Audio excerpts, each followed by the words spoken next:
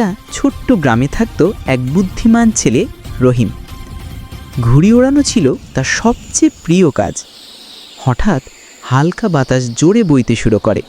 রহিমের ঘুড়ি আকাশে ঘুরে এক অদ্ভুত আলোয় জ্বলে ওঠে। একদিন রহিম ঘুড়ি ওড়াতে ওড়াতে দেখল বাতাস যেন জাদুর মতো নাচছে। ঘুড়ির লেজ থেকে ঝলমলে আলো বেরিয়ে আসে। রহিম অবাক হয়ে তাকিয়ে থাকে। তার ঘুড়িটা যেন হঠাৎ কথা বলতে শুরু করলো। বলল, ধন্যবাদ রহিম, তুমি সবসময় আমায় আকাশে উঠতে দাও। রহিমের চোখের সামনে ঘুড়িটা পাখিতে রূপান্তরিত হয় এবং আকাশে উড়ে যায়। রহিম হাসতে হাসতে তাকিয়ে থাকে।